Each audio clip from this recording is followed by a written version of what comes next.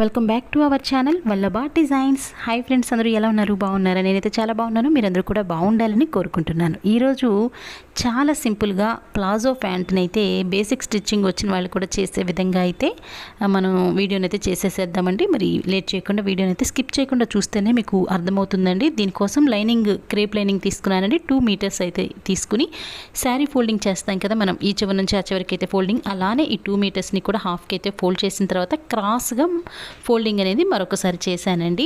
అంటే మనకి కోన్ లాగా చూస్తుంటే మీకు అర్థమవుతుంది కదా, ఇలా సమోసా ఫోల్డింగ్ అనేది చేసుకోవాలి. తర్వాత కోన్ షేప్లో ఉంది కదండి పైన, అక్కడైతే నడుము అనేది మనం మెజర్ చేసుకోవాలి. నాకు 28 ఇంచెస్కి నడుము కావాలి. అంటే 28 డివైడెడ్ బై 4తో చేసుకుంటే మనకి 7 ఇంచెస్ అనేది వస్తుంది.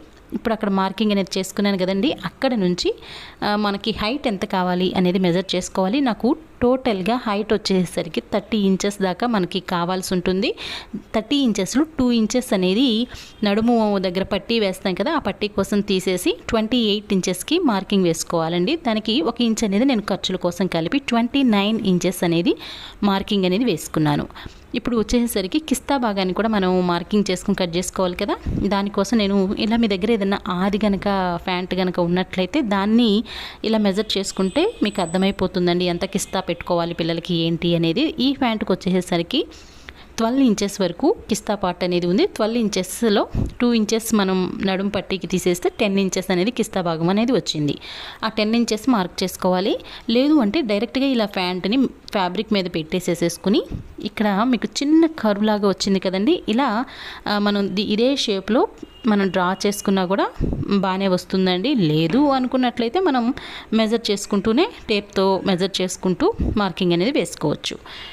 ప్యాంట్ అయితే మీకు చూపించాను కదా ఇలా పెట్టుకుని మార్క్ చేసుకోవాలి అని. ఇప్పుడైతే చూస్తున్నారు కదా, పైన 7 ఇంచెస్ దగ్గర మనం నడు అనేది తీసుకున్నాం కదండి, అక్కడ నుంచి 10 ఇంచెస్ డౌన్కి గుర్తుపెట్టుకోండి. ఇలా కిస్తా పార్ట్ అనేది మార్కింగ్ చేసుకునేటప్పుడు మనకి ఈ ఫ్యాబ్రిక్ ఓపెన్గా క్లోజ్గా, ఒకవైపు ఓపెన్గా ఉంటుంది, మరొక వైపు క్లోజ్గా ఉంటుంది కదండి. ఇలా ఓపెన్గా లేయర్స్ లాగా ఉన్నాయి కదా, అటువైపు మాత్రమే మనం కిస్తా పార్ట్ అనేది మార్కింగ్ చేసుకోవాలి. మిగతా సైడు ఏదైతే ఉందో దాన్ని అసలు టచ్ చేయాల్సిన అవసరం లేదండి. ఇలా 10 ఇంచెస్ దగ్గరికి ఒక మార్కింగ్ వేసుకున్నాక 10 ఇంచెస్ దగ్గర నుంచి 2 ఇంచెస్ లేదా 1.5 ఇంచ్ వరకు వెడల్పు తీసుకుని ఒక మార్కింగ్ అనేది వేసుకున్నాక వీడియోలో మీకు చూపిస్తున్నట్లుగా ఒక లైన్ అనేది డ్రా చేసుకుని చిన్న కర్వ్ లాగా ఇవ్వండి. చూస్తున్నారా, ఇట్లా 2 కార్నర్స్ని మధ్యలో నుంచి ఇలా చిన్న కర్వ్ అనేది ఇవ్వాలి. కింద వచ్చేసరికి వెడల్పుగా ఉంటుంది, పైకి వచ్చేసరికి మనకి సన్నగా కోన్ లాగా వస్తుందండి. ఇలా మార్కింగ్ చేసుకుంటే కటింగ్ అనేది చేసుకున్నట్లయితే మనకి లైనింగ్ ఫ్యాబ్రిక్ మార్కింగ్ కటింగ్ అనేది ఫినిష్ అయిపోతుందండి. చూస్తున్నారా, ఓపెన్ చేసి నేను చూపిస్తున్నాను చూడండి. మనకి ఇంకొకటి విషయం ఏంటి అంటే, మనం ఇలా సమోసా ఫోల్డింగ్ చేసినప్పుడు మనకు ఆల్రెడీ 2 ఇట్లా లేయర్స్ లాగా వచ్చినాయి కదా, మిగతా సమోసా ఫోల్డింగ్ వేసినప్పుడు మనకి అది కటింగ్తో రాదు కదా, అక్కడ ఆ భాగం వచ్చేసరికి మనం కటింగ్ అనేది చేసుకుంటే 4 లేయర్స్ అనేది మనకు అర్థమైపోతుంది. ఓపెన్ చేసినట్లయితే ఇలా ఉంటుందండి. ఇదంతా కూడా ఇంత గేర్ అనేది ఒక కాలికి మాత్రమేనండి. చూస్తున్నారా ఎంత పెద్ద గేర్ వచ్చిందో. కేవలం 2 మీటర్స్ క్లాత్తో ఇంత మంచి గేర్తో మనం ప్యాంట్ని అయితే కట్ చేసుకోవచ్చు. ఇప్పుడు మీకు వీడియోలో ఏం చూపిస్తున్నానంటే, ఇలా కిస్తా భాగం ఇట్లా పెట్టుకున్నాక కేవలం కిస్తా పార్ట్ ఏదైతే ఉందో right side and left side అక్కడ మట్టుకు మాత్రమే స్టిచ్ అనేది చేసుకోవాలి. ఫస్ట్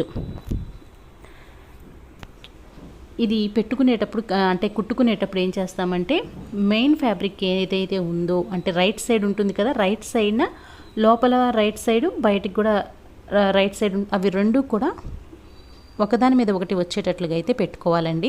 ఇప్పుడైతే మెయిన్ ఫ్యాబ్రిక్ నేను శారీ అండి, ఇది స్పేస్ సిల్క్ శారీ ఇప్పుడు బాగా ట్రెండింగ్లో ఉంది కదా, ఆ స్పేస్ సిల్క్ శారీని అయితే తీసుకుని 2.5 మీటర్స్ దాంట్లో కట్ చేసుకుని సేమ్ మనం లైనింగ్ ఫ్యాబ్రిక్ని ఏ విధంగా అయితే ఫోల్డింగ్ చేసుకున్నామో అలానే ఈ మెయిన్ ఫ్యాబ్రిక్ని కూడా కరెక్ట్గా పెట్టుకుని మెయిన్ ఫ్యాబ్రిక్ అనేది లైనింగ్ ఫ్యాబ్రిక్ మీద హైట్ ప్రకారం అంటే లెంత్ అనేది ఒక 2 ఇంచెస్ ఆర్ 3 ఇంచెస్ ఎక్స్ట్రా పెట్టుకోవాలి.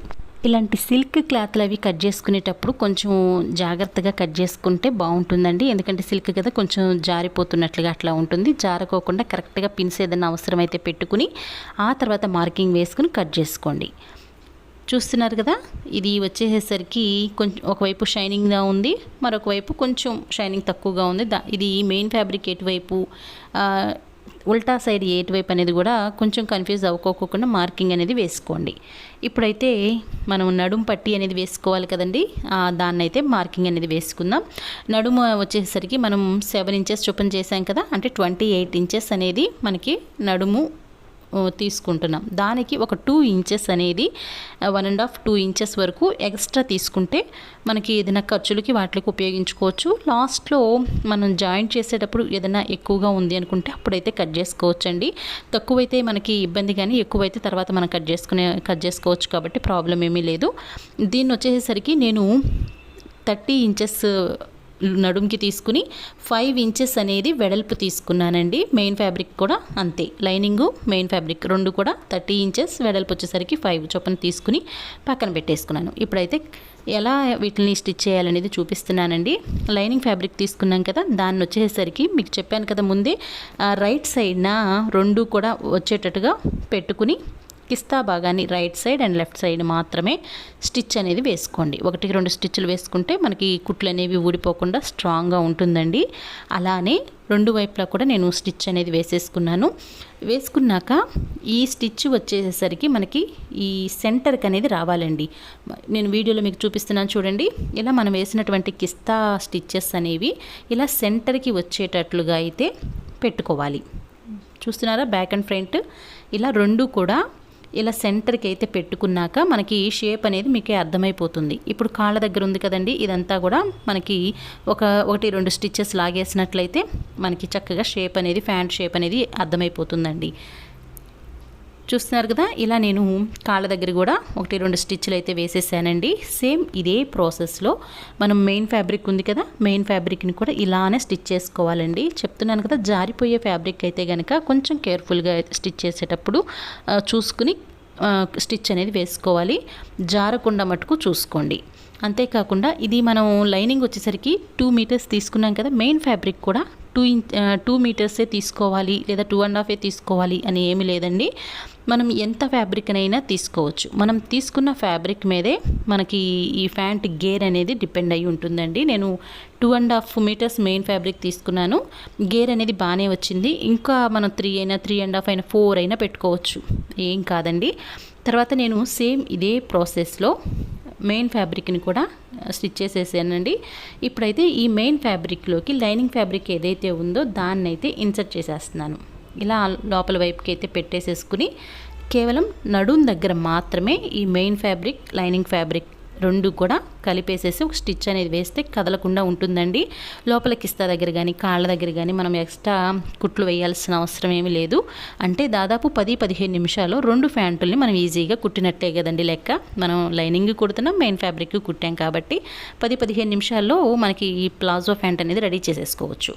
ఇది సిల్క్గా క్లాత్ కదండి, కొంచెం జారిపోతుంది సాఫ్ట్గా అందువల్ల నాకు కట్ చేసుకునేటప్పుడు ఒక 1/4 ఇంచ్ అనేది ఎక్స్ట్రా వచ్చింది. ఒకవేళ మీరు కూడా ఇలా కట్ చేసుకుని కుట్టుకునే పని అయితే ఏదైనా ఎక్సెస్ వచ్చింది మెయిన్ ఫ్యాబ్రిక్ లైనింగ్ దాని మీద అనుకున్నట్లయితే అక్కడొకటి ఇలా కుచ్చులాగా పెట్టేసేసుకోవచ్చండి. కనిపించదు, ఎలాస్టిక్ అది పెడతాం కదా నడుం పట్టీకి, అందువలన మనకి ఇట్లా కుచ్చులాగా దగ్గరగా ఫిల్టర్లు పెట్టినా కూడా ఏమీ కనపడదు. నాకు వచ్చేసరికి ఒక 1/4 ఇంచ్ వరకు నాకు ఎక్స్ట్రా క్లాత్ అనేది వస్తే చిన్నగా ఇట్లా పెట్టానండి, ఫోల్డింగ్ అనేది వేసాను, మీకు చూపించాను కదా. కదలకోకుండా లైనింగ్ మెయిన్ ఫ్యాబ్రిక్ని ఒక కుట్టు అయితే వేసేసుకున్నాక ఇలా నేను లైనింగ్ మెయిన్ ఫ్యాబ్రిక్ నడుం పట్టీ కోసం కట్ చేసుకుని పెట్టుకున్నాను కదా, దాన్ని అయితే అటాచ్ చేసేసుకుని ఇలా రెడీ చేసుకున్నానండి.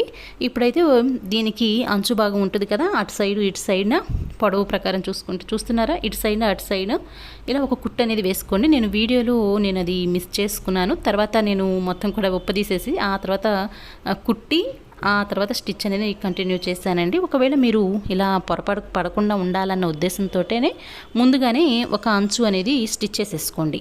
స్టిచ్ చేసుకున్నాక ఇలా ఈ ప్యాంట్కి నడుము ఉంది కదా, ఆ నడుము చుట్టూతా కూడా ఈ క్లాత్ని అటాచ్ చేసేసి ఒక కుట్టు 2 కుట్లు అనేది వేసేసుకోండి. ఎక్స్ట్రా ఏదన్నా మనం ఈ 28 ఇంచెస్కి మించి మనం 2 ఇంచెస్ పెట్టాం కదా, ఫోల్డింగ్ అది చేసేసి అటంచు ఇటంచు మనం ఫోల్డింగ్ చేసిన తర్వాత కొంచెం ఎక్కువగా ఉంది అని అనుకున్నట్లయితే ఆ భాగాన్ని మీరు కట్ చేసేసేయండి. కట్ చేసేసి ఒక 1/2 ఇంచి లోపలికి ఫోల్డ్ చేసి ఈ నడుం దగ్గర మనం నడుం పట్టి ఈ ప్యాంటు కింద బాటమ్ ఉంది కదా, అది కలిపి మనం కుట్టాం కదా, ఆ కుట్టు కనబడుకోకుండా ఇలా లాంగ్గా మొత్తం కూడా ఒక స్టిచ్ అనేది వేసుకోండి. 1.5 ఇంచులు 2 ఇంచుల వరకు వదిలిపెట్టి మిగతా రిమైనింగ్ ఏదైతే ఉందో దాన్ని అయితే స్టిచ్ చేసుకోండి. ఆ గ్యాప్లో మనం ఎలాస్టిక్ అనేది మనం ఎక్కించుకోవడానికి వీలుగా ఉంటుంది. ఎలాస్టిక్ వచ్చేసరికి నేను 1.5 ఇంచెస్ది తీసుకున్నానండి. మనకి నడుము వచ్చేసరికి 28 ఇంచెస్ నడుము ఉంది కదా, దాంట్లో 28 మనం ఎలాస్టిక్ అని తీసుకోకూడదండి. దానిలో ఒక 2-3 ఇంచెస్ తక్కువగానే తీసుకోవాలి. నేను వచ్చేసరికి ఇలా 1.5 ఇంచెస్కి వెడల్పున 28లో నుంచి 3 తీసేసి 25 ఇంచెస్ దగ్గరికి నేను ఎలాస్టిక్ని అయితే తీసుకున్నాను. ఇప్పుడైతే ఒక పిన్నీస్ అనేది పెట్టేసేసుకుని మనం డ్రెస్సులకి అది ప్యాంట్లు అవి కుట్టుకుంటూ ఉంటాం కదండి, ఆ కుట్టుకునేటప్పుడు ఇట్లా బొందులో వేకించుకుంటాం కదా లంగాలకు కానీ వాటికి, అలానే దీనికి కూడా ఎలాస్టిక్ని పిన్నీస్తో లోపలికైతే ఎక్కిచ్చేసేసుకుని లోపలికి పెట్టుకోవటమేనండి. ఎలాస్టిక్ ఎక్కడ కూడా లోపలికి ఫోల్డింగ్ అనేది పడుకోకుండా కొంచెం జాగ్రత్తగా చూసుకుంటూ ఎక్కించుకోండి. ఎక్కించుకున్న తర్వాత ఈ ఎలాస్టిక్ని ఒకదాని మీద ఒకటి పెట్టేసేసి దీని మీద కదలకోకుండా ఒక 4-5 స్టిచ్లు వేసినట్లయితే స్ట్రాంగ్గా ఉంటుంది. ఎలాస్టిక్ ఊడిపోతే మళ్ళీ ప్రాబ్లం అవుతుంది కదా, అందువలన ఎలాస్టిక్ మీద ఒక 4-5 కుట్లు వేసేసి దీనికి కూడా లోపలికి మొత్తం కూడా దూర్చేసేసి క్లాత్ని అయితే అడ్జస్ట్ చేసేసేయండి. ఇది లోపలికంతా కూడా కవర్ అయ్యేటట్లుగా క్లాత్ని అడ్జస్ట్ చేసుకుంటే మనకి ఆల్మోస్ట్ ప్లాజో ప్యాంట్ అనేది రెడీ అయిపోయినట్లేనండి.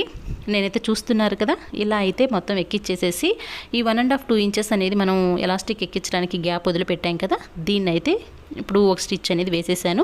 లోపల ఎక్కించినటువంటి ఎలాస్టిక్ కూడా కదలకుండా ఉండటం కోసం ఇలా మధ్యలో ఒక స్టిచ్ అనేది కూడా వేసుకున్నాను.